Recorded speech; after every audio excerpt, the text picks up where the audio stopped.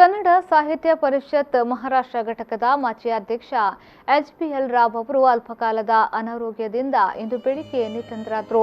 ಮೂಲತಃ ಮಂಗಳೂರಿನ ಹೆಜಮಾಡಿಯವರಾಗಿದ್ದು ಪತ್ನಿ, ಪುತ್ರಿ, ಅಳಿಯ, ಮೊಮ್ಮಗಳು ಹಾಗೂ ಅಪಾರ ಬಂಧುಗಳನ್ನು ಅಗಲಿದ್ದಾರೆ. ಬದುಕಿನಲ್ಲಿ ಮನಸ್ಸು ಮಾಡಿದ್ರೆ ಏನೆಲ್ಲ ಮಾಡಬಹುದು ಎಂಬುದಕ್ಕೆ ಎಚ್.ಪಿ.ಎಲ್. ರಾವ್ ಅವರು ಉದಾಹರಣೆ. ಅವರ ಹೆಸರು ಕೇಳಿದ್ರೆ ನಮಗೆ ನೆನಪಾಗುವುದು ಅವರು ಮುಂಬೈಯಲ್ಲಿ ನಡೆಸಿಕೊಂಡು ಬರುತ್ತಿದ್ದ ಕನ್ನಡ ಸಾಹಿತ್ಯ ಪರಿಷತ್ ಮಹಾರಾಷ್ಟ್ರ ಘಟಕದ ಕನ್ನಡಾಂಬೆಯ ಸೇವಾ ಕೈಂಕರ್ಯಗಳು. ಅಲ್ಲದೆ 1 ದಶಕಗಳ ಕಾಲ ಕನ್ನಡ ಸಾಹಿತ್ಯ ಪರಿಷತ್ ಮಹಾರಾಷ್ಟ್ರ ಘಟಕದ ಅಧ್ಯಕ್ಷರಾಗಿ ಸೇವೆಯನ್ನ ಸಲ್ಲಿಸಿದ್ದಾರೆ.